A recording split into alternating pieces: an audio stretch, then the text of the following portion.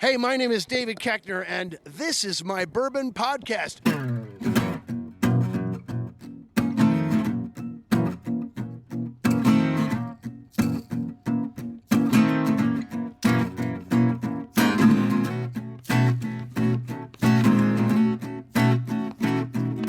Welcome back, everybody, to another episode of This is My Bourbon podcast. I am your host, Perry. With me, as he always is, my co-host, Eric Smith. It's morphin' time.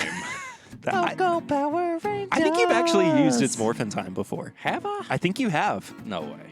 I'm like 98% sure. Well, you've definitely done the Kamehameha wave, too. I'm Batman. That's not, you haven't done that one yet. I'm Vengeance. Oh, it's going to be a nerdy episode because we are at the Lexington Comic Con. Oh, yeah. Which is awesome.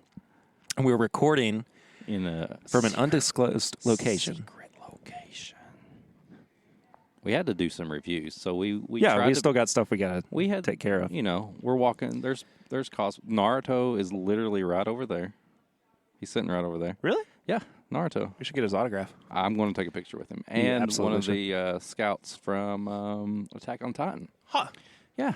Huh. I saw a duck earlier. Just a duck. Just a duck. Swan would fit right in. No, I saw somebody dressed up as Was that in it was like a fancy duck. Oh, okay. I was going to say just the animal cosplay area, just for people who are just animals, just no fancy, nothing, just straight up. I'm a dog, bro. So you're just a cat? I'm just a cat. Yeah. Are you from anything? You Not are really. A nice looking iguana right there. Gecko. Oh, okay. You need to go down there to the celebrity cosplay area. Sorry. Good stuff. Well, if you are listening to the show for the first time, God bless you, because this is a heck of a time to jump on. Hey, jump right on in, Yeah. you know? But thank you so much for being here. Subscribe to the show if you have not done so yet. Leave us a 5-star rating and review. We might have a new review. I need to check on that before we get too far.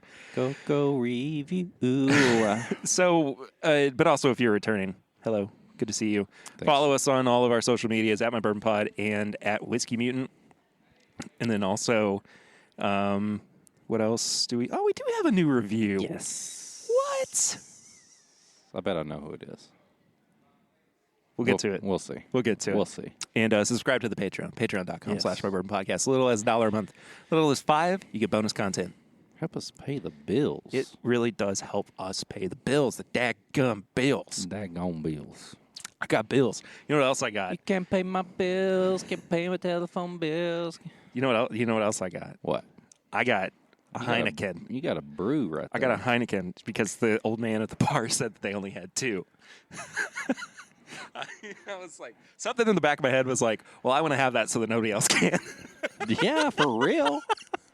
And I'm never like that. But it was like, oh, it's there. And I'm like, if I all of a sudden want it later, Yeah. I'm not going to be able to get it. Listen, we've been here since this morning. We picked up our media passes, and the LexCon staff has been nothing but gracious. They have to been us. amazing. They let us. They helped us find a spot to record, kind of away from everybody, so we wouldn't have to be in anybody's way. They were setting up the vendors, the comic book sellers, and merch was setting up. They let us go in there if we wanted to. Like, it's been awesome.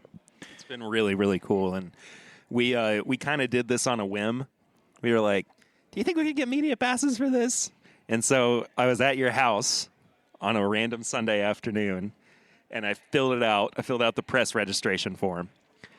And by Monday evening, the next day, we were approved. Like, I was like, it can't be that easy. But it is. Well, I think it helps that we are local to Lexington. And this is the Lexington Con. And I think it helps, like, whether the person who gives out the passes knows or not, like, we are legit just as much a pop culture nerdy podcast as anything else. Yeah. You get your bourbon fix, and then at the end, usually you're going to get your pop culture fix. So I think we're the perfect podcast. We're the perfect podcast for this. We celebrate all things Kentucky, which is just nice. Yeah. It's just nice. We've been getting some strange looks, though. Oh well. I will say. I saw one. It's not every day that you walk into this area that we're sitting at and you see just 2 random dudes with microphones talking to each other. We do have the perfect attire for it, though. Yeah. Beards and hats. Beards and hats. That's all you do. I got a one-piece shirt on. There you go. You know, we got our press badges on. I was literally here. So, behind the scenes, we found this little spot, great little spot to record. And Perry was unloading everything, and he forgot a bunch of stuff. I did. I forgot enough to where stuff. we literally could not record. Stuff that was so crucial to us being able to do this that if we didn't have it, it was a complete waste of time. So, in order to keep this little Papa ain't spot, recording no crap on his iPhone either. no. Like I'm not about that life. No. So I sat here in the spot, and for about 20 minutes, while Perry went back and got the stuff, I fake recorded my own solo Whiskey Mutant podcast, all with voices, like I interviewed myself. It's me, I'm the Whiskey Mutant. So, how are you doing, Whiskey Mutant, today? Oh, you're at Lexicon. What are you drinking? So I'm not drinking anything yet. So if people were looking over here, they saw an insane man. They literally, they definitely were not going to like come over here and talk to me. Did you have your headphones on too? Yeah. The mic wasn't even plugged up to anything. I love it. Yeah. But you did have it like you have a cord plugged into the It was mic. plugged into the mic. It wasn't plugged into like an audio. That's good. That's good stuff. Yeah. I love it. Yeah. I love it. We normally start episodes out with Flying Blind or Sips and Snacks. Last week we did Sips and Snacks. Paired something. This week we're doing Flying Blind. Eric's blinded me with something. I did. I don't know what it is. I'm curious what you think of this.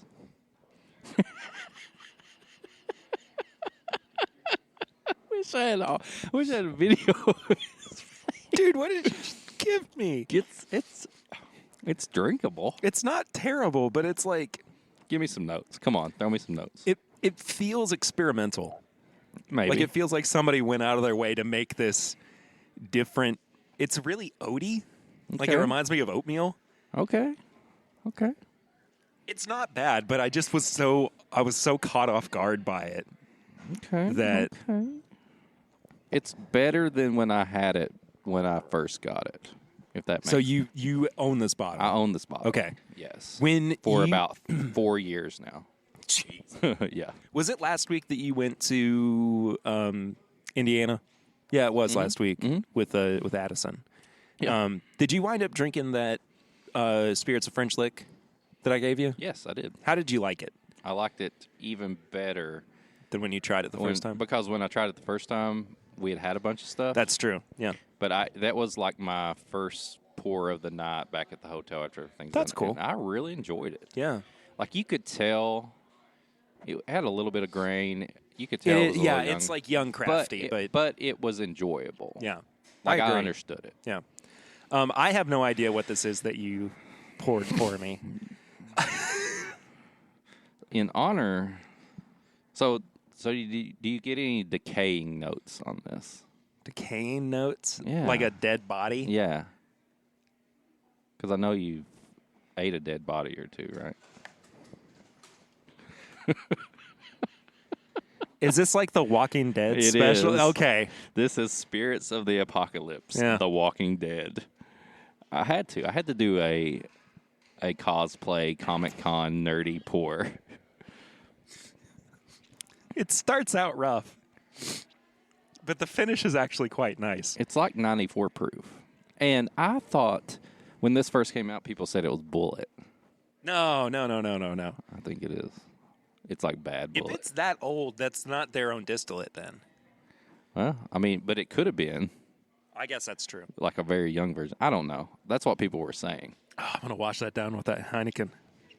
Oh, But if you've never read the Walking Dead comic book and you've only watched the show, I suggest early tips and bits reading the Walking Dead comic book. I actually have been meaning to get into it. It's so good, dude. Robert Kirkman, he's from Kentucky. Yeah. He's the creator. I am currently on a comic book hiatus though, because Amazon has ruined Comixology. I have not enjoyed Comixology for a while. I used to love them. I loved them to death. Their desktop platform was great, and the mobile app was amazing. And then Amazon came in and just completely nerfed the whole thing.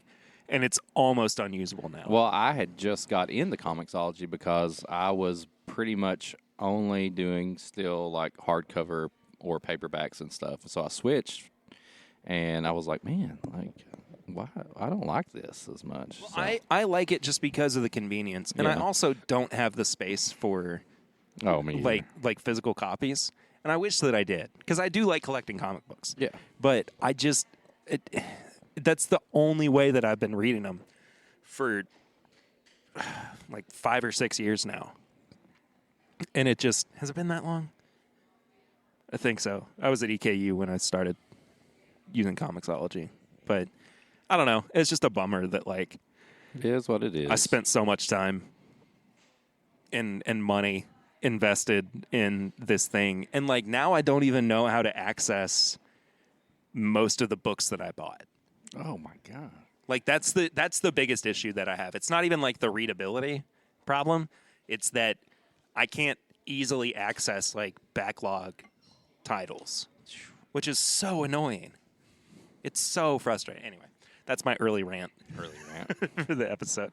Eric, what have you been drinking recently? I know the answer to this. Nothing. Oh my gosh. Because you've been working every night. Well, no joke. This is the first day off from work I've had since Monday. So the last thing I had was the Wilderness Trail Derby pick on Sunday, which is still phenomenal. Probably one of the best wilderness trails out there. You posted about it too, didn't you? I did. I didn't do a pairing, nothing. I just wanted to sit back and enjoy something, and it's so good. 2021 Derby pick from Wilderness Trail is just amazing. It's really straight good up stuff. Strawberry jelly and butter on biscuits. Yeah. And then I had to work the last 4 nights, so this is the first time I've drank in like almost 5 days. I'm fresh. You're feeling good, aren't you? I'm Fresh Prince of Bel-Air right now. We did the pregame chats with some light whiskey. Oh, it woke me up, dude. Like I'm on another level right now. I haven't had any coffee today, and I feel like I have.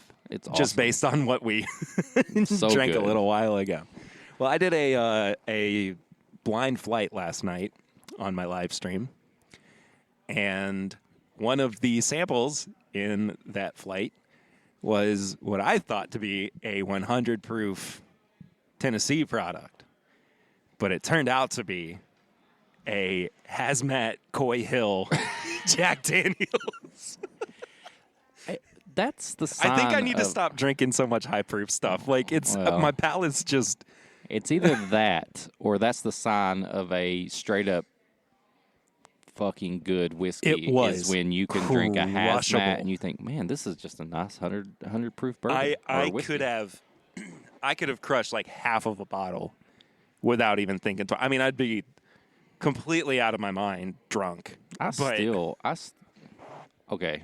Once again, I'm sorry for being negative because I don't like being negative. I'm still pissed that Kentucky did not get Coy Hill. I mean, man. it might have, but we just didn't see I it don't- in the it right didn't place. Get it in our area. Well, but I've I'm asked multiple people. But even up in like Louisville and Newport, I've not seen anybody ever post about it. Who knows? I don't know. We didn't get it here, and it makes me mad. But I'll move on. We need to like find out when it drops in like Tennessee, and we just be like, all right, we're going on a hunting trip today. Yeah, absolutely. Haven't done that in a while. I haven't either. I miss whiskey hunting. Yes, But hey, is that a bunny Zelda? I mean, Link over there. no, you said it right, Zelda. Is that Princess Zelda? The main protagonist of the series, The Legend of Zelda. You know, the little guy with his Is green that hat. Princess Zelda or is that Link? I think it's Link. Bunny Link. Bunny Link. That's that's in from- Majora's Mask. Doesn't he get the? Oh, he's got the bunny hood, but also in Link to the Past. Oh, he when does, 'cause the you can first time he hop, goes to the dark, think. Yeah. or goes to low rule, he turns out to be a bunny. Gotcha. So Either way, I've played a lot of Zelda, guys. I've played so much Legend of Zelda. It's one of my favorite things in the entire world. I'm working my way through Wind Waker right now. I'm about to go start Breath of the Wild over just because I want to. I want to, but I want to get to it organically. Yeah. Like play through everything else. Like I have actually never finished Twilight Princess, Really? and I love that game. But I just never made it that far. And I don't think I've ever beat Wind Waker all the way through either. But, I mean, like, those were games that came out when I was younger. Yeah. And, I mean, I wanted to beat Twilight Princess. But due to certain extenuating circumstances, I didn't have as much time to do that. Talk to you about that off air. But anyway. Oh, there's Zoro from One Piece. Noise. Lots of good costumes this year. So good. So good. Well, we are going to head over to the floor here in a few minutes, but through the magic of editing, it's going to sound like it's been hours. You're going to hear a little bit of me and Eric. You're going to hear a little bit of me and Papa Ritter, too. Hopefully, we're hoping. You may even hear my kids on here. Who's to say? Who's to say? But throughout the day, we're basically just going to be going up to folks and talking to them and interviewing them for the podcast. It's and guerrilla style. I mean, that's the only way we can do it. Yeah, you can't hear at Lexicon like they don't have like a thing where it's like you can set up interviews because they're so busy. So it's just like, hey, if you see somebody, go talk to them. So as long as we're not holding up the line. Yeah, as long as we're not holding up anything. All right. Hope you guys enjoy the interviews. Yes. Ready? Ready whenever you are. Hi, my name is David Koechner. We're here at the Lexington Comic Con, and this is My Bourbon Podcast today. My guests are, introduce yourself, sir. Well, my name's Perry Ritter. I'm from Lexington, Kentucky. Very good. My name is Eric. I'm the Whiskey Mutant. They are frauds, folks. I don't know if you ever see this show. The voices you're hearing are not part of the Bourbon Podcast. It is mine and mine only. I'm okay with that. I'm okay with David Koechner taking over the entire show. I can't take my eyes off his boots right now. Can we send you like the equipment and everything, and just have you send us like files every week? Is that okay? I've been doing it every week. Is this some kind of joke? Are you guys Okay, sorry, he's figured us out. Here's the weird thing, folks. These two smell of gin. Oh no, no way. That's really well. Here's the thing, though. I do love gin, so there's precedent for it, but at the same time. I think he's figured us out. Yeah. I think Hold on. David One of you smells of gin. Now I'm getting a hint of wood alcohol. I'm speaking to a blind man. We do a lot of. Well, I'm sorry. You do a lot of like tastings on this show. So, Yes. are you much of a whiskey drinker? I used to be, but I'm sober now. You're sober now. Yes, I am. Yeah. Well, we won't talk about whiskey then You because. can talk about whatever you want. I loved whiskey. I love scotch, Sure. bourbon, all of it. I I was never a big tequila drinker, Oh. but everything else I would drink. Gin, less so. Sure. I would stay with your browns and your whites. So, vodka and bourbon. Toward the end, the end of my drinking career, which was a terrible ending. Oof. I got a DUI, and so Did you folks, really? Yeah. In all seriousness, do Yeah. not drink and drive, folks. Please, yes. Please don't. True. I And was voted scumbag of the week by Mothers Against Drunk Driving. And I'm not kidding. It sounds like a joke, but it's true. No. And guess what? I was a scumbag. Thank God that a higher power forced me to run over a curb and pop my Goodness tires. gracious. And that ended it. Yeah. Yeah. So thank God. But it's the wake up I needed. So Sure. I'm all for drinking. Well, but, and that's never drinking and driving. That's the thing that we say too is that everything in moderation. Stay home. Yeah, Especially absolutely. Now with Ubers, like, come on, Yeah. gang. Yeah, absolutely. Well, of course, we are big fans of everything Very that good. You had to you've say done. that. Yes, but it's also true. Okay.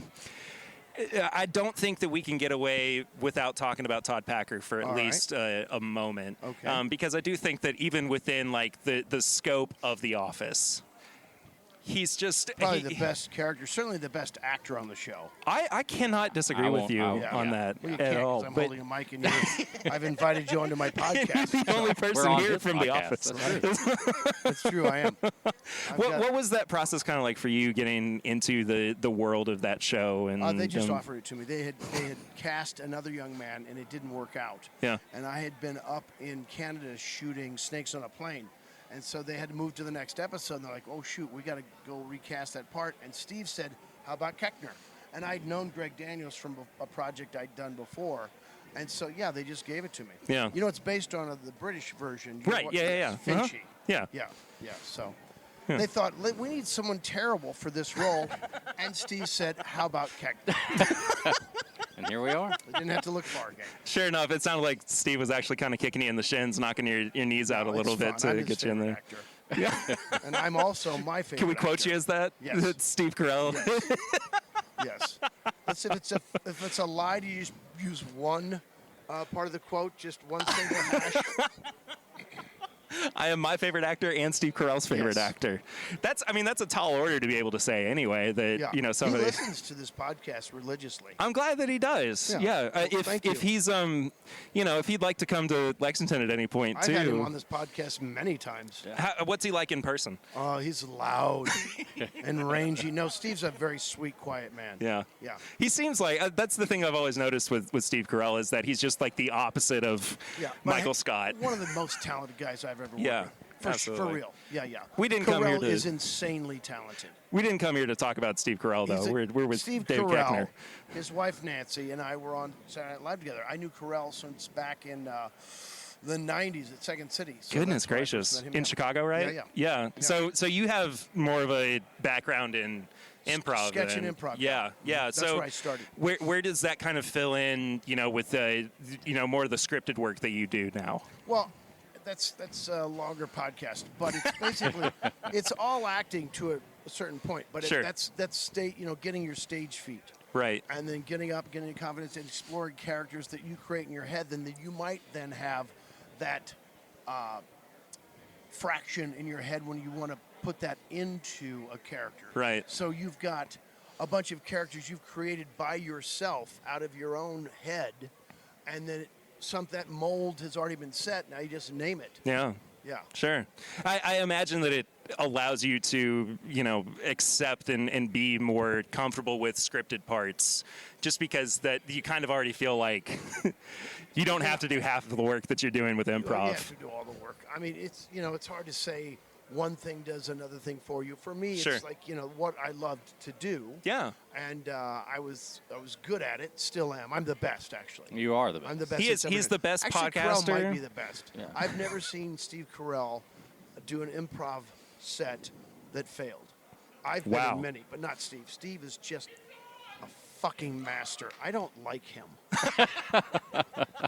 You don't like Do you remember- Squid do you Games remember, either, I Ama- bet. Yeah, you don't like Squid Game Have either. you seen Amadeus? Oh, yes, of And then course. Salieri, right? Yeah, uh-huh. He's so jealous of the genius of Amadeus that he wants to kill him. I'm Salieri to Carell's Amadeus. Amadeus. Steve Amadeus. Carell is Amadeus. Well, your sign's falling down here, Dave. Giving us a very, very weak clip. That's a great Not a lot of setup there. thought We need to on find All some right, better I've clips for got, Dave Koechner. Yes. Yes, you have people in line. We're All sorry right, that we've kept thanks for for so being on long. my Thank you. podcast. Absolutely, David. Thanks. It's been great to meet you. Hey, my name is David Koechner, and this is my Bourbon podcast. Whammy! Good luck getting that sound down. We're so happy to be talking Oh, to yes. Diane Pershing right now, too, who was the voice of Poison Ivy in the Batman animated series, which we talk about quite a lot as one of our favorite shows. Oh, it's of my all time. favorite. It's one of my favorite Batman content. Like, I grew up with this, and I compare almost everything to this. Well, Literally. you obviously have excellent taste. Exactly. Obviously. Yes. Yes. So I have to ask you first and foremost, what was it like going through that process of getting on the show? Was Andrea pretty much just picking you out and saying, I want her to be on the show, or were you? No, actually, I auditioned. It was wonderful. I had been booked to do an incidental part Okay. for that particular episode, which was the first one where they introduced Poison Ivy, Pretty Poison. And the actress who was supposed to do it was apparently last minute vetoed by the producers. And so that particular episode, Andrea just came up to me. She'd worked with me before. Right. And she said, "Would you like to audition for this?" And I said, "Sure." Because you always say sure. Absolutely, okay. yeah. Especially to Andrea, I feel Exactly. like. Yeah. Yes. And then I looked at the picture and I said, "Oh, yeah.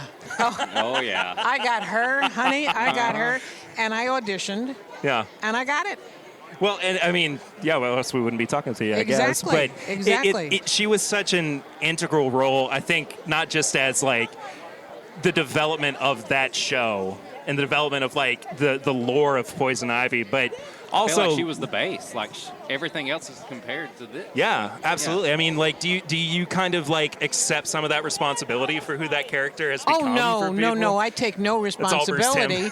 No, actually, it's the writing. Yeah, of course. The writing and of course the animation. But you did and bring her the to directing. life. Sure, yeah. Am I saying that I was good in the role? Yes, I was. I would say you were very good. No, in the role. I actually count it as one of the roles that I feel proudest of having done in my entire 40-year career. That's incredible. Yeah, no, because, see, I got her right away. First of all, she was sexy.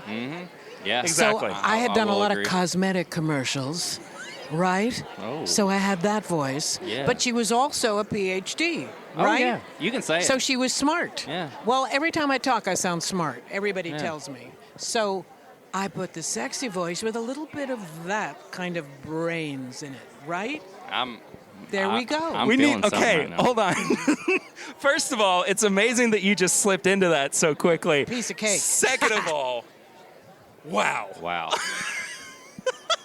There's something about the adolescent in me growing up and watching the show is like, okay, things have kind of come Yeah. full circle. That was Yeah. amazing. Why, thank you. Goodness it's just what gracious. we do. Yeah. We voice over people. Oh, there's somebody doing silverware might back be there. might be an issue Yeah. behind us. We're not But sure. anyway, we voice over people. That's what we do. We Yeah. take Sure. automatic voices. We just do course. it. Yeah. Yeah. Yeah. How did that role kind of differ from? I mean, you were on Flash Gordon as well, but Oh, like yeah, no, I've the been- creation yeah. of that character. I mean, despite the fact that you kind of like knew exactly what you were like, was Yeah. it a more stereotypical like I know what I'm going for, or were you just kind of like I need a little bit more time with it? No. I don't know why I got her. I mean, she's really evil, you know. I mean, she stands for a good cause, but she kills people. Exactly. You know. Yeah. But no, first of all, I got her. Secondly, the scripts were brilliant. Third, we got to record in a circle. Okay. That's so phenomenal. other actors were there and we could all talk. I was actually thinking about that. Were Exactly. you in the same room with everybody? Not only was I in the same room, but guess who was next to me? Mark Hamill. I was getting ready to okay, say. all right. Yeah. And not only that, but she got all stage-trained actors. Oh, all of wow. us. All of us were stage-trained. In other words, we'd all done a lot of theater. Right. Yeah. So we really, really knew about talking to each other and feeding off each other, okay? None of this one person in a booth Right. pretending someone's talking to them. Right. Okay? Yeah. So all of that played into it. And as the time went on, they wrote more complex parts for me because I'll just say this immodestly because I'm a very good actor. You knew your shit. I did. Yeah. I did. Yeah. And I was just so grateful to them Yeah. for Sure. that. Yeah. That's Yeah. incredible. I just the thought of all of that talent being in the room, the same room together, is just Amazing. like Amazing. mind blowing to me. I mean, like, I can't even like comprehend the fact that there's just like all of these legends acting together. Legends. And I mean, just Mark Hamill alone. No, Mark Hamill alone, but next to me was Ephraim Zimbalist Jr., Oh. who was in 77 Sunset Strip, which Right. was in Right. my youth a very big show. Oh, wow. Okay?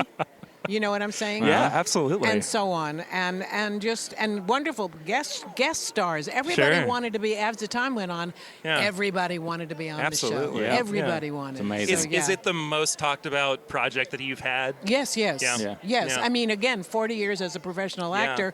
I've made my living doing this. I've Of raised my course. children doing this. But this is the show that they will put it on my gravestone. Poison. She was Poison Diane Ivy. Pershing, in Poison Batman. Ivy. Yes, exactly. Yeah. Do your kids watch it and Oh, and they think did. it's yeah? Sure, but they're older now. Well, yeah, so are we, but I have grandkids, honey. So, I you watch it know. all the time. I still Yeah, watch it. yeah. In fact, my little granddaughter, she was about 5, and I had her watch the show, and she turned to me and she said, "Grandma, she's not very nice, is she?" And I said, "No, honey," and she was so much fun to play. Oh, yeah. Yeah. Yeah. that's terrific. Yeah. And I hope that you don't ever get tired of talking about Poison Oh, no, Ivy I love either, it. Are you because- kidding? Yeah, of And course. coming to the cons, which I've only been doing for about 5 years because I didn't know I had a fan base Oh, until yeah. then. You've had a fan base Hello? since I was about 10 Well, years who old. knew? You know. Just saying. But I've been coming to the cons, and I am loving Good. doing this. Good. That's Good, fantastic good. to hear. Well, we love getting able to Yes. talk to you. Thank you so much for spending a little bit of time Thank with you for us. asking me. Absolutely. It was a pleasure. Do you have a favorite snack or dessert? I just want to know. Why, you want to bring me something? I will tomorrow. I'll be back. What do you Well, want? honey, let me think. I eat very carefully Okay. as I age. You look great. Thank you. And I would say that fresh fruit would be the Fresh fruit. nicest Okay, snack for okay. me. Okay? I can do that. Okay, I can do that. cool. Thank you you. go. All right. Diane, thank you as My well. pleasure. Thank you so much. Appreciate it. Super excited and happy to be welcoming Ray Wise, one of my acting heroes, to the podcast.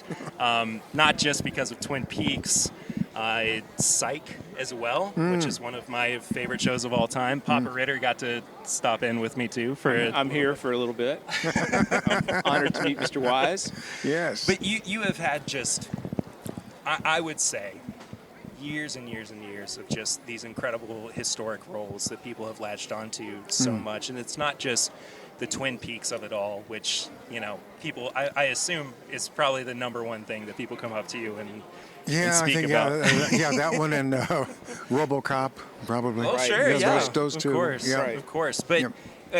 you also, like I said, got to step into the world of Psych, which is so already just, beloved by its hardcore fans and everything. How have you felt about, being a part of everything with James and Dulé? And I mean, are they just as warm and welcoming about being a part of that community? as Yes, the Twin they Peaks are. is They are too? that and more. Yeah. They're just and they're both crazy guys. So They're a little insane. They They're a seem lot like of fun to be around, and we always have a great time when we're working together. In It's fact, wonderful. we have to stop laughing to shoot. It's not. It's a very fun set when you're Yeah. with those two guys. Yeah, they're wild from all that I can tell. Yes, they but, are. Of course, too, my wife and I are in the middle of rewatching How I Met Your Mother right now, too. So Yeah. you as Mr. Sherbatsky. Robin Senior. No, Yeah, you that's as me. Robin Senior. He turned me on to How I Met Your Mother, and I turned him on to Twin Peaks. Oh, It was yeah. a trade-off Yeah. for Wow, sure. wow. Yeah, but you've kind of been like this, like in different phases, been like a part of all these different little worlds that I we've kind know. of latched onto. You and wouldn't it's so necessarily crazy. equate Leland Palmer with Robin Well, Senior. Not at all they at have some times. of those. They have some of those same ticks in some ways. I would say, but they're, That's good. well, I mean, I'm being slightly generous, I think, when I say that. But at the very least, it's just you have been, and I think I'm gushing a little bit more than I am interviewing, but you have just kind of been a part of like all of these different moments Yes. in pop culture that we have enjoyed, and so I thank you for that first and foremost. thanks, but thanks. it's very, very cool to see that you have this staying power, and you have had this staying power for years and years and years, and it's Yeah. just, it's like no matter what you are doing, it seems to be timeless. But The first movie I made was way back in 1969. I was 4. Wow. I was very much not born yet, but I mean, when were you born? 93. There you go. Yeah. I have shoes older than you. So do I. But I mean, the fact though that as a 28-year-old, I can hop onto all of these things that you have done. It's just so exciting and invigorating to me, and I just love your work. Did you like So- Reaper when I did Reaper? You haven't seen I haven't Reaper? seen Reaper. Haven't seen Reaper. Oh, no. Well, Should we do I played the devil for 2 seasons on the CW network. You got to Ray, tune I into don't that think one. I can imagine you as the devil. Oh, you I mean, are. I know you played Leland, but You got to turn it. You have to watch. I'd love to. Yeah. Yeah. Make sure that he I will watches do that. that. Okay. I will do that. He's the one that's apparently trying to get me into everything else that you do Yes. too. So I'll be happy to do that. But You will love Reaper. I would love to promise. watch it. Yeah, for sure. I do a rewatch every summer of The Return. Season 1 was my favorite, but I do love The Return a whole lot. The most disturbing episode to me was when Leland killed Maddie. That's hard as hell to watch. Oh, but, man. But I'm sure it was hard for you as well. It was a day, an extraordinary day, and that poor girl she died many times that day. She sure did, I'm sure. At the hands of 3 different people. I apologize for laughing, No, but well, that's Bob got her, and Ben Horn, and me. We all 3 killed Maddie that day only because they didn't even want the crew to know who the real killer was. You know? wow. That's crazy. Yeah, isn't that crazy? How has that kind of led to the camaraderie between everybody within the Twin Peaks world? I mean, did you kind of feel like you were part of just a family who was all kind of like, we're in this together, despite the fact that, you know, we don't always know what the future holds? Yeah, we were all very close, very tight-knit group. But I was praying that I wasn't that I wasn't the killer of my own daughter, you know, because I had a little baby girl at the time.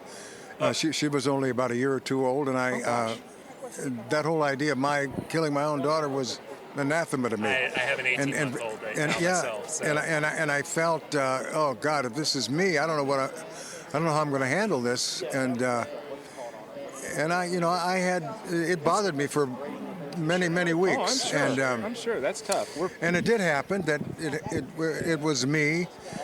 But David explained it to me, you know, thoroughly, and of course. he smoothed it out for me a little bit, and finally conned me into liking the whole situation. What's that process of working like somebody as brilliant as David Lynch like? I mean, is it just, you know, you kind of are stepping into his world, or you feel like he's kind of bringing you in, like kind of ushering you in, like, I'm going to take care of you throughout all of this? Yeah, it's kind of like that, yeah, and bringing all of us into his world. He does it very in a kind of a gradual way, and it's not always very apparent. Right. He has a very how shall I say, he's very low key, you know, for the most part, and his sets are usually very low key, and everybody is having a good time, you know, and never a lot of tension, you know. That becomes apparent in the scenes as you're doing them. Of course, yeah. But in between. But it's a light switch that you flip on and off. Yeah, on and off, exactly. Yeah. Kind of like Leland Bob, you know. Well, of course, yeah. And interesting thing about metaphor. that, you know, I always felt like Leland. I never felt like Bob. Even when I was doing Bob, I was still Leland. Yeah. That's hard to explain. No, I totally understand. When the idea of the return came around, were you like, oh no, or were you all in? Oh, I was all in, but I wanted me to be all in. Right. I wanted more. Right, sure. You know. Sure. Was there anything in fact, that was left I out? suggested to David. I said, well, I realize I'm dead, but well, so was Laura. But you probably didn't know that Leland had a twin brother named Leonard. Leonard Palmer, and he's going to come to town and find out what the hell happened to his brother Leland. I haven't heard from him in 30 years. What's going on around here? I thought, boy, there's a great storyline there, David. There you go. Have there been? He shook his head and he said, well, yeah. I don't know, Ray. You know, I read it by Frost. Yeah, let Mark Frost take care of all of that. Yeah. Have there been talks about a season 4? Would you come back for a season 4? Everybody talks about a season 4, but well, I don't think internally. I don't know. You know, that was about 18 or 19 months of shooting for David, and you know, that's wearing. Guys get up to be my age, you know, and David's. You know, we're about the same age. Sure. And that's a grind, you know, and especially when you're directing. It's hard enough to act, you know, in something like that, but when you're directing, that's a real grind. So what I'm hearing is that it's more likely to see a CW reboot of Twin Peaks. Oh no. No. Folks, if I could tell you the face that Ray Wise just made. Oh my God. Let's not. Perry Ritter, why'd you even say that? Well, I mean, they did Riverdale. I know, they did. Yeah, I understand. But nothing against Riverdale, but no. You know, no. I just jumped in here because I've got a couple of Twin Peaks questions to ask, but we should wrap up before too long. Oh, yeah, I got to do some signing. Business. Yeah. I finally got Fire Walk with Me after everything. Oh, good. You know, Oh, good. And which I think it's brilliant. It is. I think it's David's masterpiece. I do too. Yeah. I do too. Well, that's my 2 cents. There we go. Well, I like your 2 cents, and I'll raise you 2. Cheers. Ray, thank you so much for talking you. with us. Oh, hey, my pleasure. Appreciate it. We could have gone on and on for hours with For you, hours. I'm sure, but Yeah. you talk to your folks, and thank you so much. Well, I'll be really. back next year, and I'll see you then. Well, we'll be back tomorrow. Okay. Yeah, we're here tomorrow. Maybe do a couple of minutes. Okay. Okay, cool. All right. Thank you. You're welcome. Man, we're under the wire, but we're definitely going to get this in before we get cut off. But we're super happy to welcome Harry from Thank you, Harry. Twin Peaks. Andy, the sheriff's deputy. That's me. Who's just we talk about just the fact that you are like this character within Twin Peaks who's kind of like in the back seat but also driving the car at the same time. Like Andy is just so critical to Twin Peaks. How have you kind of like dealt with the legacy of him over the past 30 years? Well, I don't really feel like I have a legacy. I just feel like this man of a certain age living down in Texas. But well, I guess there's a legacy on the film, right? But Sure. well, I think it's fantastic because that's David Lynch's character. Sure. Yeah, that's David Lynch's creation. Your character in The Return just evolved just out of nowhere. I mean, I remember the first time I saw you on the screen, and I was like, great, Andy's back. But it wasn't the same Andy, and I like that. How after 25 years of being away, how you had matured as your character matured. Yeah, and I had no idea the character was going to be like that. And of course, you're kind of thinking, 25 years later, who is he? What's he going to do? Right. And of course, I didn't have any guidelines for that. Sure. But, I trusted him when we started getting the lines. But yeah, Andy really did change. I think he kind of became a man. Yeah, I think so Sure. too. And, Yeah, that's a good way. and to you He know, became a man. Yeah. the scene with the fireman is probably, well, it's the most, to me, Oh, it's when the he- most important scene in Twin Peaks: The Return. Well, That's what I think. yes, I think because you get a lot of answers in that scene.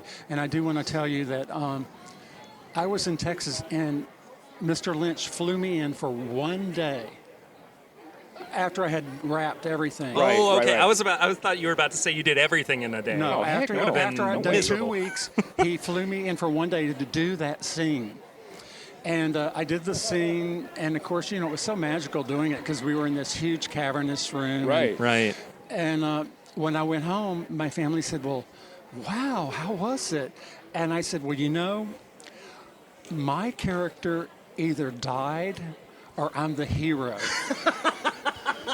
Because I did not know what that scene was because we didn't know Sure. the story. Sure. But I honestly thought that. That's incredible. That's crazy. We were just talking with Ray as well about just the process of working with somebody That's like nice. David Lynch, and that like you just kind of have to trust that he's gonna be your He's Sherpa gonna guide you, all the yeah. way through. And he is. I mean, Yeah. he's like power steering. He's amazing. That's great. Yeah. That's I love great. We are very honored to have you, and we thank you very much. It's been Well, wonderful. Thanks for taking your time to talk to us. So thank you so much for having me. Yeah, absolutely. It's been great chatting with you. We're gonna let you go so you can chat to everybody else as well. But Harry, thank you so much. We'll see you and I'll- tomorrow. I'll see you guys around. We'll Okay. be All right, around thank too, you. so we can at least see how crazy Kimmy is. I can't wait. I can't wait. Thank you. So excited now to get to talk with Dana Ashbrook, old Bobby from Twin Peaks. Old Bobby. Old Bobby, who finished up in the sheriff's office where he started the first episode in. It's true. It's true. What was that like for you coming back around full circle with that character once you got to the return? It was a big surprise to find out what they had planned for Bobby's character, and I had no idea going in what it was going to be like at all. Sure. I had no clue what my character would be or anything. So when I heard that I was going to be a cop, I thought it was really cool and interesting. And then as it kind of proved out, Bobby turned out okay. So Sure. it was fun to play that kind of more mellow version of the earlier Bobby. Right. How much of Like, I just thought of something. Was it really easy for you to kind of step back? I know that it's 25 years after you initially played him, but was it a pretty easy shoe to step back into once you got back with David and Kyle and everybody? Yeah, I think maybe the first day I was, kind of shuffling my feet a little too much, and David was like, you're not so weird anymore. So I was like, okay, I got you. I am kind of sensing this theme now that we talked to Harry and Ray, before we talked with you, that none of y'all really knew what you were getting into. I don't when think you signed they up did. for the They return. had no idea. Is that true? No. Well, Nothing. I mean, I knew my scenes because I'd read them. But I heard about it first from Machen because I live in New York and Machen was in LA and she got to go read the scene. So she'd read the scene in the diner, and so she was able to kind of say, "Hey, you're a cop, and we're doing our thing." So but yeah, I didn't know anything other than that. I mean, the script was 10 inches thick, and I would only see it when I was on the set. Dana, your scene outside the diner with the little girl in the car. That was just one of the craziest scenes in the whole third season. Yeah. And I still get chills thinking about that. When the girl I do kind of too. levitates a little bit. Vomiting. She's vomiting and yeah, man. Sparkle taking over. It was a very strange. That whole thing was a very strange night. Yeah. So you actually had to film that? It wasn't on a set or anything. You were actually it was out right in outside the double R. It was right there on that That's road. incredible. Yeah, and she was screaming. That poor lady had to scream so much. She was a local acting teacher, I think. Wow. But she screamed so much, and it was a whole big it was a big choreography of the whole thing with the car, of course, the cop car coming in and all the stuff. So David, before the scene happened, he took us all around a table and he drew up a map of the area and showed where all the cars and people were going to be, and the little kid and the couple and all the people.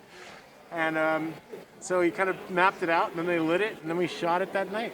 Wow. That's incredible. Yeah, man. I have to ask you, too, about the character that you played almost preemptively in Psych before you all did the big Twin Peaks reunion. But what was the... I mean, what was the pitch initially for you guys as you were going into Psych? Was it just kind of like, we're celebrating Twin Peaks, or was there...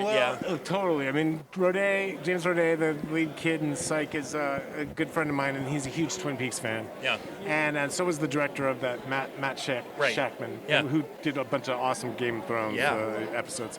Anyway, Matt is awesome, and so they're huge Twin Peaks people, so they just jammed it full as much as they could of Twin Peaks tribute stuff. And it was great. It's a heck of a episode. It was like he wanted to just get me and Machen up there to do an episode, just not related to Twin Peaks, and then that turned into this Twin Peaks thing, and then Machen couldn't do it, and so everybody that you saw out there, of course, right? Yeah. So, I mean, it was super fun. I mean, it was great to see everybody. I hadn't seen Cheryl Lynn for a while, so it was nice to see everybody. And don't take offense to this, but when you cried when you saw Laura's picture. when you were first on, you went back and saw her picture and you were crying. In the return? Yeah, in the return. And Dane, my son, his brother, Dane and I just lost it. We were laughing so hard. Really? Wow. See, that's good. That's what you should. I laugh when... I thought it was a very tender moment. It is tender. Sarah Palmer screams at the fact that her daughter's dead. Yeah. That makes me laugh. You laughed at that too? Uncomfortably laugh. Sure. Well, yeah. That makes sense. Uh-oh. That perfectly makes sense. We're done. We've hit the 5 minutes. Sorry. 5-minute mark. All right. Dana, thank you, Dana. So much. You guys, thank you so much. Great chatting with awesome. you. I am incredibly excited to be chatting with Nick Maley, that Yoda guy. Hey, that's me. Nick, you have basically been doing all of the Yoda construction and the puppetry and everything for Star Wars, for Yoda, since Empire Strikes Back. Well, actually, that's not true. Well, okay. When you say I did all at that point, it stops being true, because I didn't do all of anything on Empire Strikes Back, but I was a key contributor. Okay. There were several. I mean, obviously, we talk about my boss, Stuart Freeborn. I think of him as being Yoda's dad. Right. The illustrators, they were the sperm donors. And Wendy Midner, who came from the Muppets, right. and myself, we delivered the baby with help from guys from the radio control department. So you were the delivery nurse for more or for less. Yoda. Yeah, right. But yeah. So what about it then has been the staying power for you with Yoda? Because I mean, clearly, of course, you are that Yoda guy. So right. you know, how are people seeing you as, and where do you kind of, you know, fit into that grander equation? First of all, let's just cover that Yoda guy. I'll explain to you how that happened, right? It wasn't a self-proclaimed nickname. It wasn't, no. And there's a number of people that were involved in building Yoda. Right. Arguably, they're all Yoda guys, right? I've got a museum in the Caribbean, in the island of St. Martin, and we're the most popular activity in the country, basically, largely because of all the cruise ships that come by. Right. And they tell people about me, and they, we might have 25,000 people getting off ships in a day. Sure. So it's like having a Comic-Con, I won't say every day, but at Pretty least close. 3 times a week. Sure. And so they would do lectures on the ship and say, oh, you ought to go there because that's unusual, and you ought to go there, and you should go and see Nick Maley. He's the guy. And they show this picture of me working on the radio-controlled version of Yoda. Right. So all these people, they get off the ship. They can't remember the name of my business where I am. They can't remember the name Nick Maley. And they keep walking up to locals saying, where's that Yoda guy? So that's the best way to get a nickname. And the locals didn't know what the hell they were talking about. Because Star Wars doesn't mean a lot to them, right? Right. And if they did, they don't even know I'm there half the time. So sure. we put that Yoda guy on the outside of the building so that the locals would know what they were talking about. And it stuck. That's how I got to be that Yoda guy. But you kind of took it in stride, though, as, you know. Well, you kind of course. had to. I kind of like being that Yoda guy, you know. Although I would have been happy to be the Highlander guy or the Superman guy Sure. or any of those other movies that I made. Well, let's back up then and talk about Superman, because, I mean, still, that is maybe now the most iconic superhero movie. I mean, it was literally what made people believe a man can fly right. in the cinematic. Yeah, and universe. they used a lot of blue screen on that, which Sure. was the forerunner to green screen. Yeah. Right. So I guess we missed out the first part of that, which was a shame. I thought it was going well. You might have done some of it, but yeah, right. we should probably tell people, too, we're in the midst of you recording a documentary about Yoda, right? Yeah, this is actually the first day that we got a serious crew shooting some of that.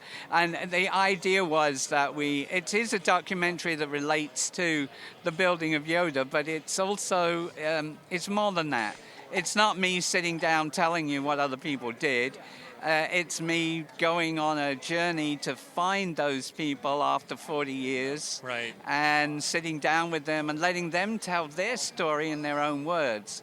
Right. So, because I would say history is like an event, any event. Yep. There's an event happening right near us. There is, right, yeah. I don't know. I think the hooligans have arrived or something, right? Anyway, an event is like a house. And everybody sees it from standing outside looking through a different window. They're all looking at the same house, but they see it from different angles and different perspectives. And it's the only way you really get the 100% truth is to talk to them all and combine their combined images, because I wasn't in the radio control shop while they were building the radio control stuff. Yeah. So they've got stories that I don't have. Sure. And Wendy, who was so important to the fabrication of the body and also was influential on the final design. She was down on set when I wasn't. She's got a million stories that I don't have. So right. So what about your involvement with The Last Jedi? What was that like for you?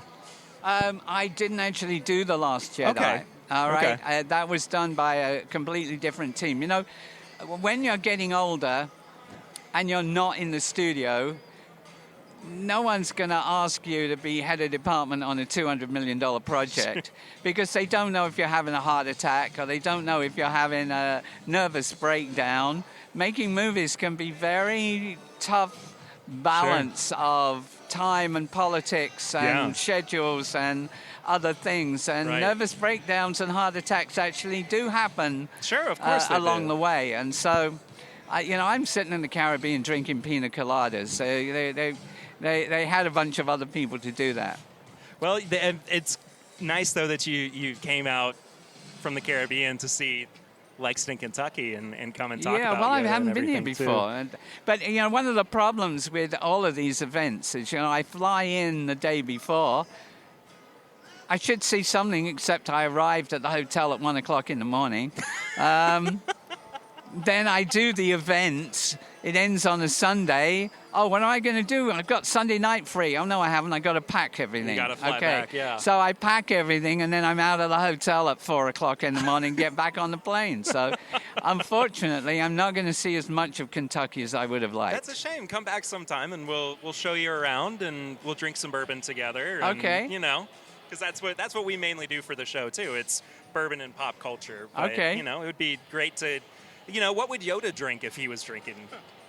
One of those green cocktails, with it would have to be. It'd have to be, Yeah. for sure. He seems like a lime margarita or something.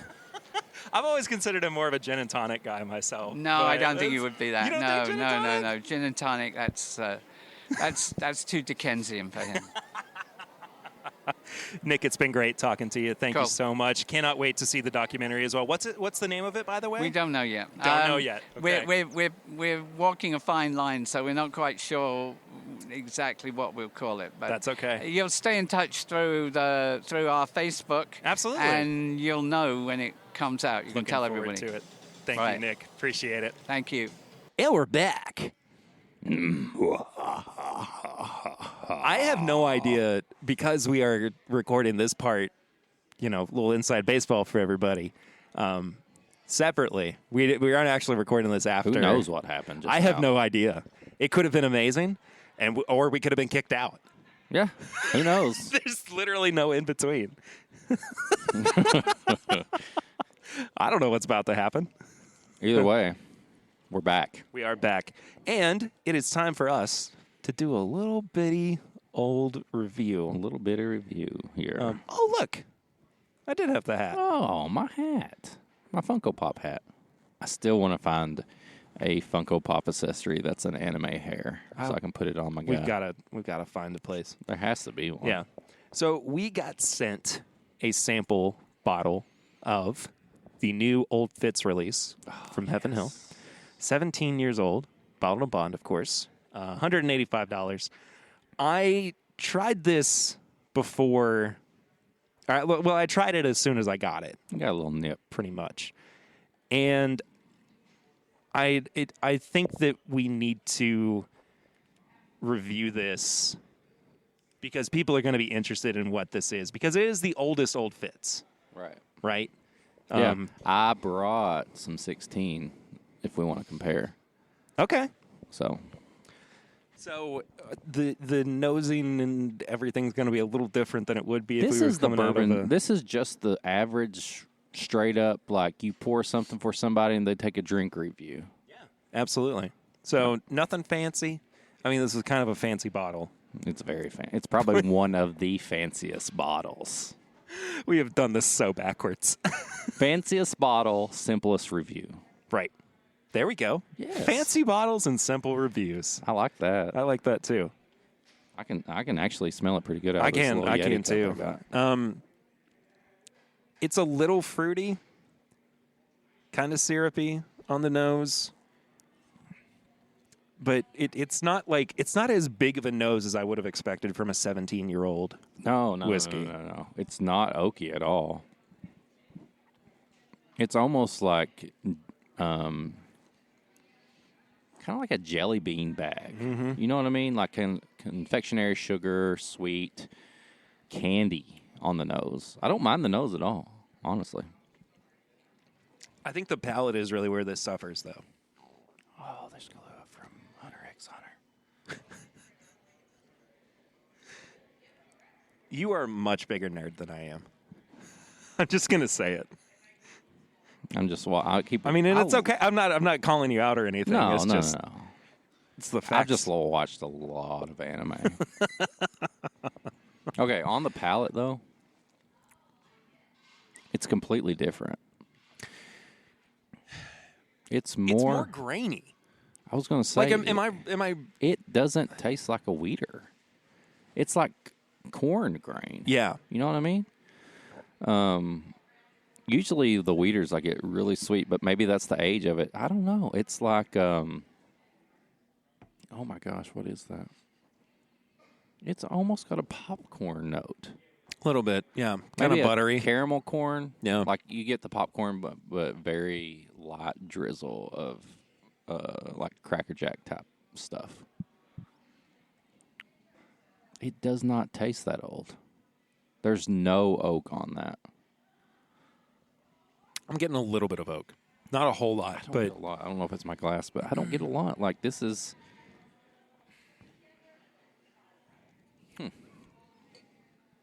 I still think that like the 14 and 15-year-old releases that they put out were it's got money. The 15 is the best. Like I have a 15. I should have brought that because that's probably. But I wanted to do the year before. But God, it's got this aftertaste that's just weird on this.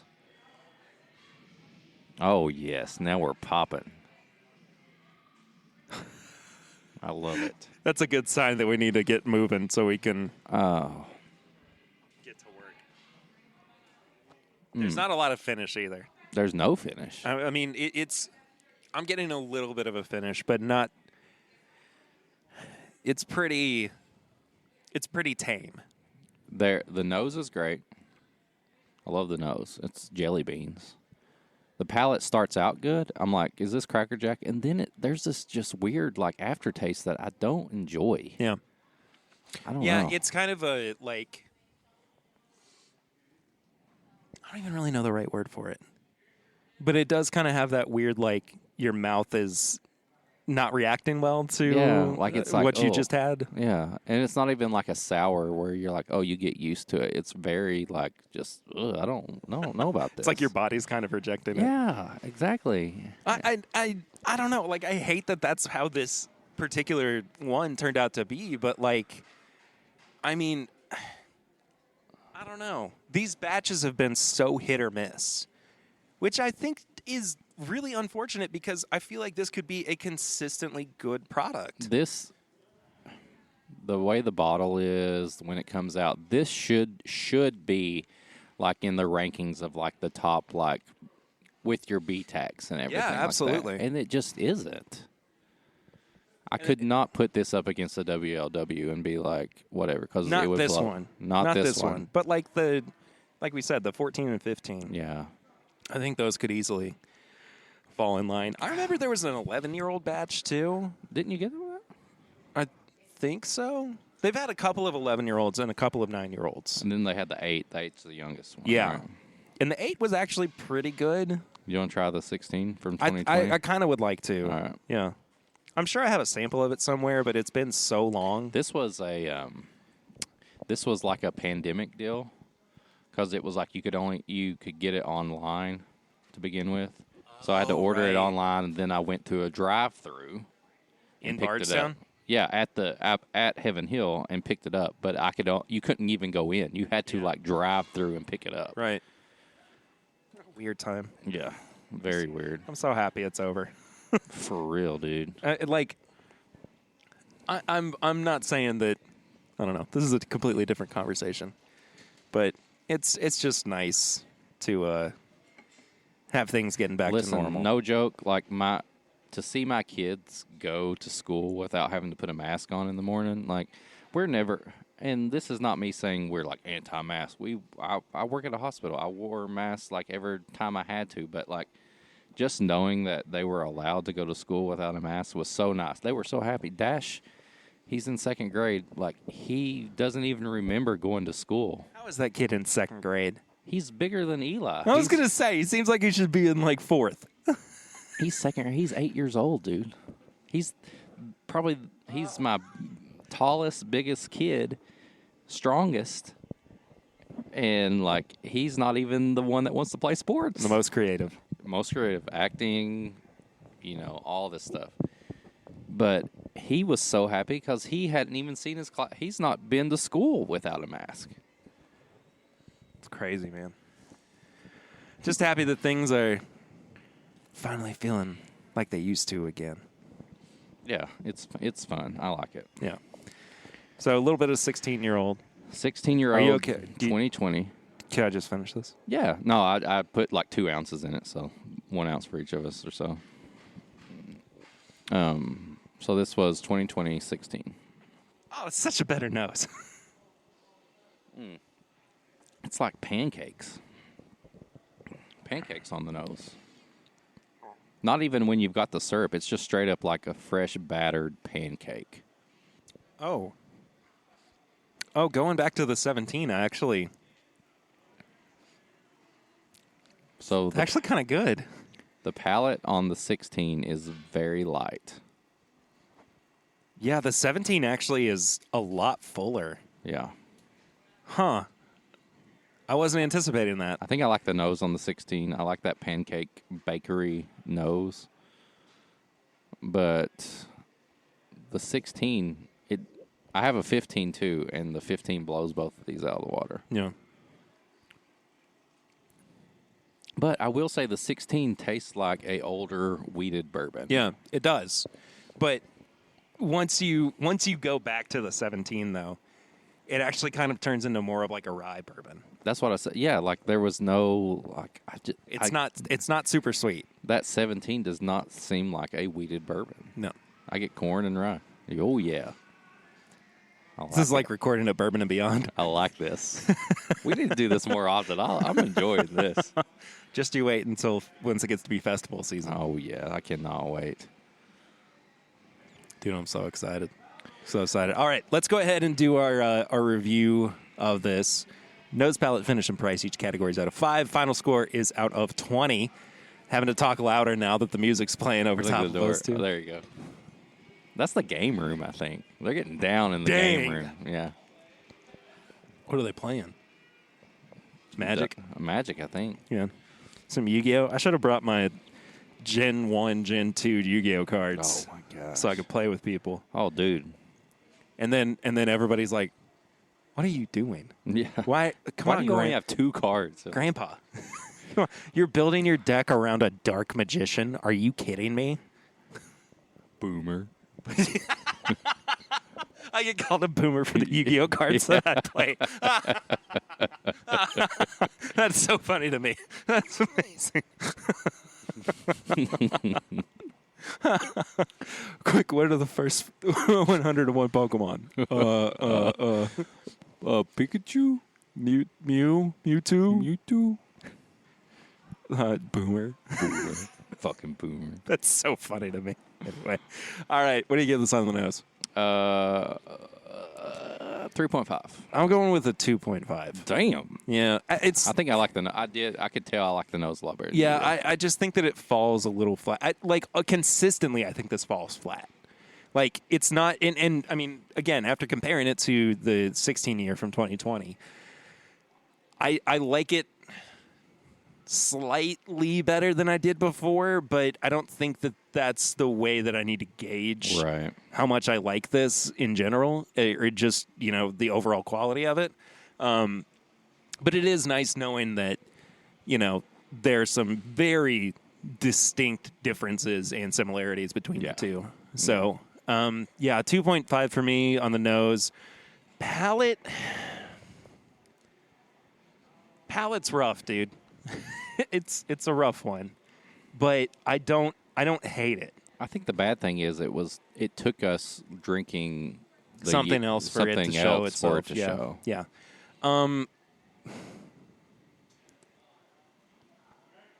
I think I'm gonna have to give it a 2. Dude, I just tapped in 2 for mine. I've got to give it a 2. I'm the And same. The finish though, where it's just kind of non-existent. I mean, there's a little bit of a finish, but it's what it is just kind of there, I guess. It's like a 1.5. I mean, it's a very bland 17-year-old wheated bourbon. It shouldn't be this bland. Just go ahead and finish on the price. As far as value goes, I mean, like, it's still a good value. Like, I mean, you know, you are essentially paying 10 years per, jeez Louise, 10 years per, you know, $10 per year. How much are you paying for this bottle, though? The actual glass. I mean, like, once you get out of the store, if it's at MSRP, it's like $200. But I'm saying, like, when you break it down from, like, whiskey, like, this has to be an the glass. expensive The glass is what you're... It's a decanter. Yeah, that's what you're paying for more than anything. But I like this series. Like, it's not that I dislike what is going into this series. It's just I want it to be better. Like, I want more significant products to, 'Cause it come should out be. of it. Yeah, it absolutely should. It should be. I'm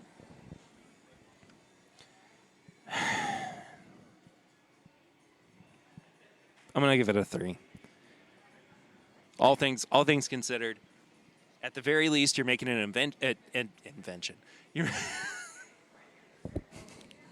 You're creating something out of nothing. You're the creator. You're inventing. You're making an investment. You're making an invention by buying one of these bottles because, I mean, essentially, like, you can use it as a decanter after you're done That's with true. the whiskey it's that's at in least there. a $50 decanter. Oh, for sure. At least $50.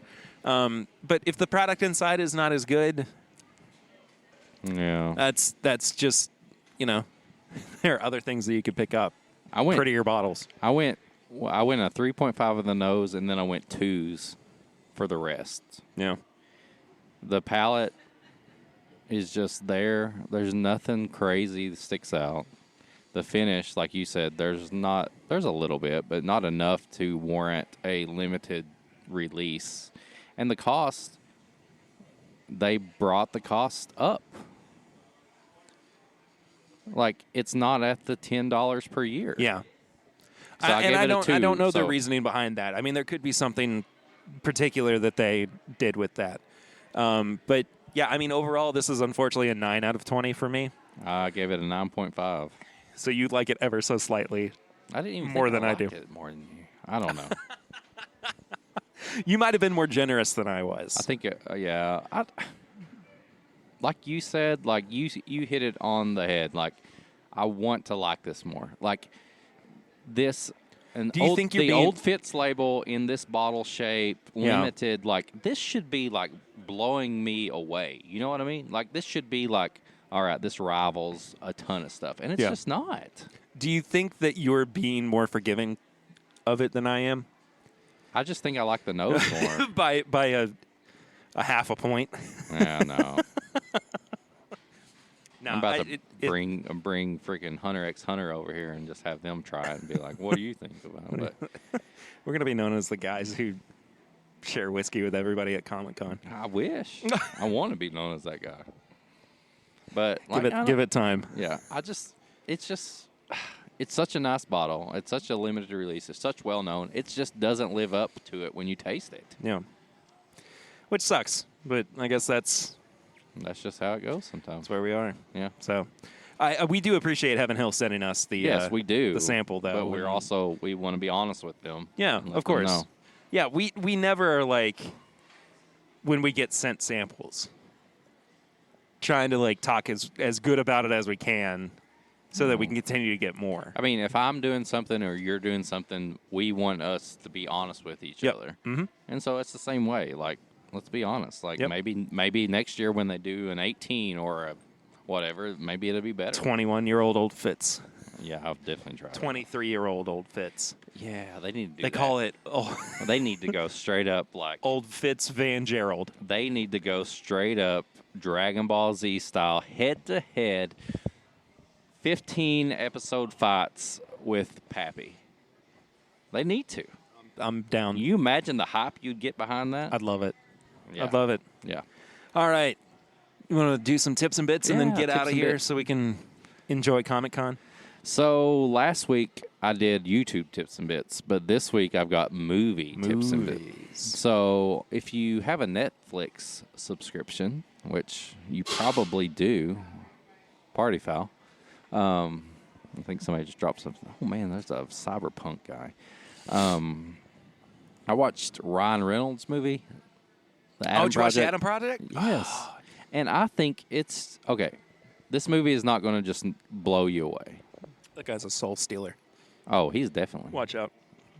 Dude's punk rock. That's what it said on the back of his jacket. Soul stealer. I like this. Sorry, go ahead. The Adam Project. The Adam Project. So you need to watch this if you just want a straight up feel good movie. Ryan Reynolds is doing his normal Ryan Reynolds. Man, I'm a man crushing on Ryan Reynolds stuff.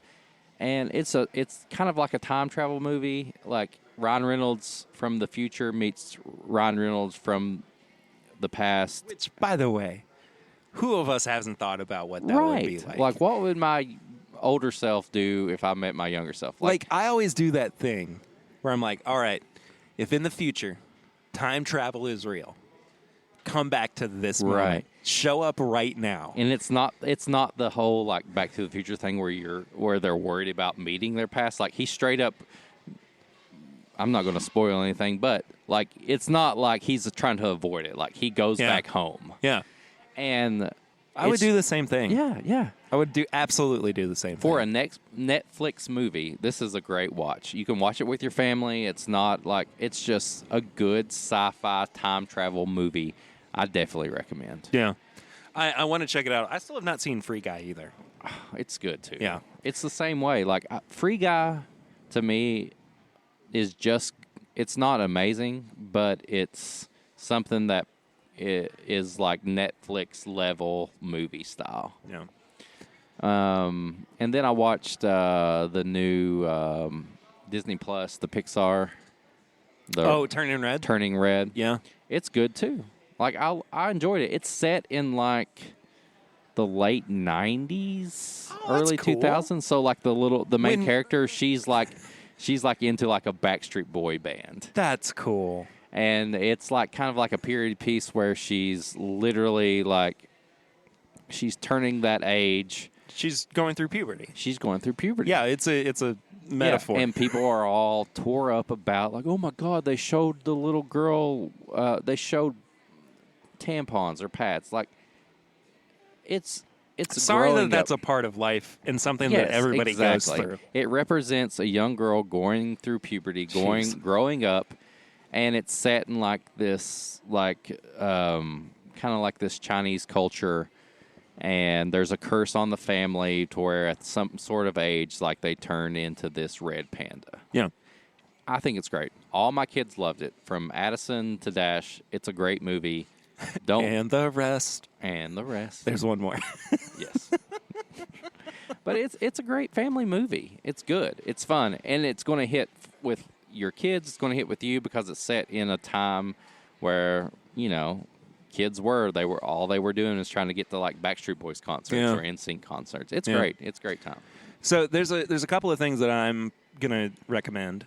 Both TV shows, actually, but that's just kind of what we've been doing recently. And Lucy and I finally had a day on Sunday where we could just hang out and isn't that just the best? Just relax for a so little. good. I'm like, not that we didn't want to see our family, but like we said no to going over to dinner, just because sometimes we just don't it. want to go out. I just want to be at home with everybody. So first of all, take some time to relax with your family. Mm-hmm. I mean, or just whoever you can. I mean, it's important to be in your space as your own person and by yourself because like otherwise, you're missing out on some stuff, and you're going too fast. So that's my big tips and bits. My smaller ones, though. HBO has a new show called Our Flag Means Death. It's Taika Waititi show. Is it the pirate one? It is the I pirate haven't one. watched it, but I want to. It is incredible. Can't wait. We have 2 episodes left. We got through all of the first 8. Is my daughter here? No, it's not your kid. We're here. We're good. Jeez Louise. I just like the baby Barry started panicking. The baby started Just crying, and I immediately went into dad mode. I was like, "Oh, I got to take care of this kid now. Oh, I got to calm down again." Anyway, No, not your kid. It's incredible. It's got Reese Darby, I think is his name. He was in like Flight of the Conchords and the What We Do in the Shadows movie. Yeah. He was the head of the werewolves. Yes. We're yes. werewolves, not swearwolves. Swearwolves. I love it. It's so good. It's oh my gosh, he's got Marty McFly's Nikes shit, on. He's got. Oh. Whoa. Adam Terry would be so jealous right now. I want a pair of those just to say I have They're a pair so of cool. those. They're so cool. That's the only reason I would get them. Yeah. Nike Marty McFly's right now. Love them. So good. So go watch Our Flag Means Death. We also have been watching through How I Met Your Mother again. For a couple of reasons. One, because There's a Jawa. Woo, teeny. but How I Met Your Father, the spin-off series, which is set in the same universe. It's got Lizzie McGuire in it. Yeah. Hilary Duff is Yes. the main character. The first season just wrapped up. It started out really slow, but it finished amazing. Like the finale for season 1 is incredible. We both were just like our jaws hit the floor during it.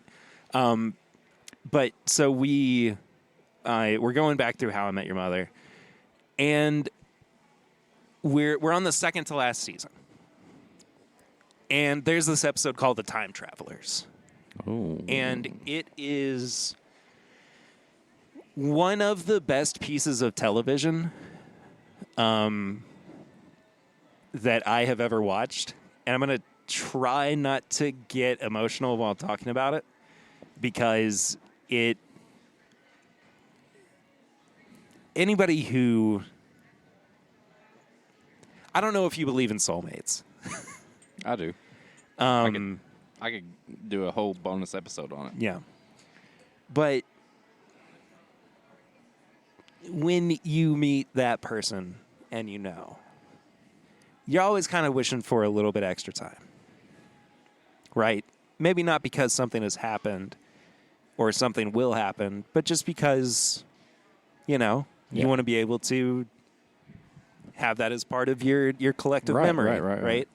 And so that episode touches on it so beautifully and perfectly. And I am actually tearing up. I'm sorry. It's true. I'm watching him. I don't think I've ever cried in front of you before. Yeah. Okay. Is that when you punch me? No.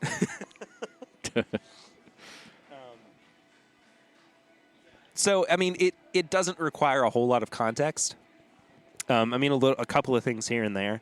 But it's one of the best episodes of the entire show. And just as a piece of television, it's phenomenal. Yeah. I mean, it'll break your heart, but I mean, you'll laugh along the way. Yeah. So, anyway, go check that. Go check out that episode of How I Met Your Mother. Go cry with Perry. Go cry with me. Lucy and I both were watching it last night, and we were just crying together.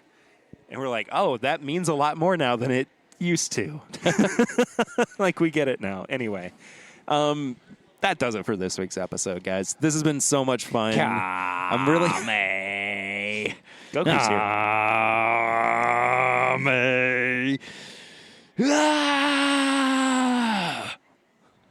People are looking now. So what? We're done now. Yeah, you're right. Thank you guys so much for listening. Eric, where can people follow up with us on social media and all the other good stuff that they can all the stuff do to check us out if they would like to?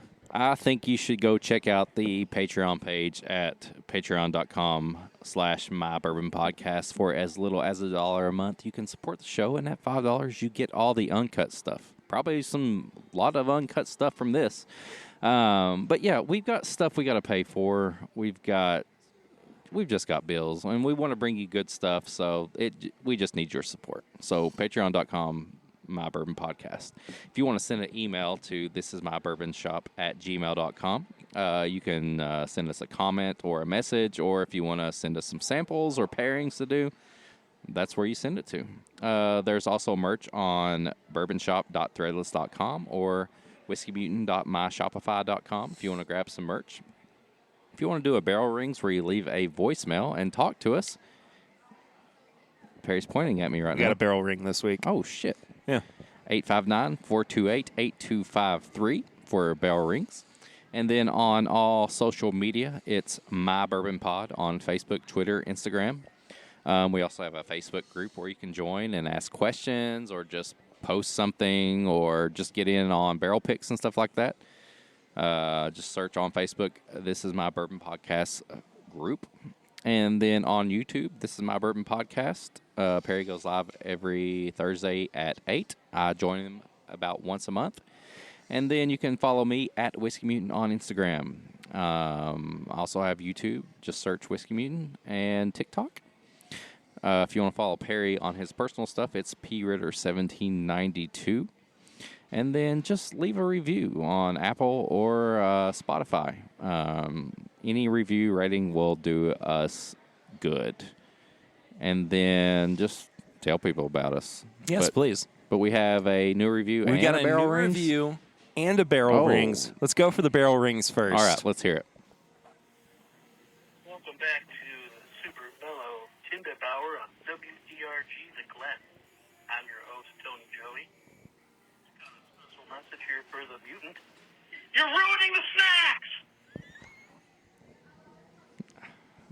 He's calling me out again. I'm ruining the snacks this time? That was Tony.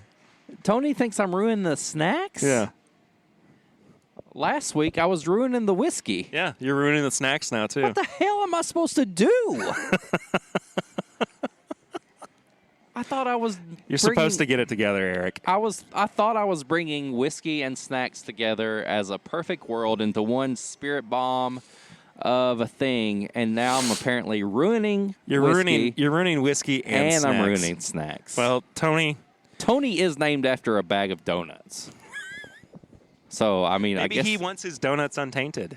Maybe he's just a plain glazed guy. I'll talk to Tony about taints later. We also have a new review. It's from Dirt_Lou. Dirt Lou. Dirt Lou? Dirt Lou. I think I know Dirt Lou. Okay. 5 stars. Says, weekly fun. While we miss Swan, the newest duo of Perry and Eric make for a great pairing every week. Pairing. How about that? I like that. Sure, they nerd out, laugh hard at inside jokes, and laugh a lot in general. Sometimes... What? Sorry. Somebody walked by. It was funny. Yeah. Sometimes go off on tangents, and sometimes get real. How true is that for this week? Yeah. But week in and week out, it feels like spending an hour with friends in conversation. Their segments are creative, and their takes on bourbon and whiskey are sincere and thoughtful. Give it a listen. Thanks, Dirt Lou. Thanks, Dirt Lou. I don't know who that is. Swan here. I miss you guys, too. Damn, Swan. Thanks for stopping by. Where'd Swan come from? He went to the cosplay corner where you cosplay as normal animals. So he's gone. Interesting. Okay. Well, that does it for this week's episode. Hope you guys enjoyed it. Thank you so much to Lexington Comic Con. Yes, thank you. For allowing us to come here. And My Hero Academia just walked in. Man, you just need to go take pictures, don't you? I do.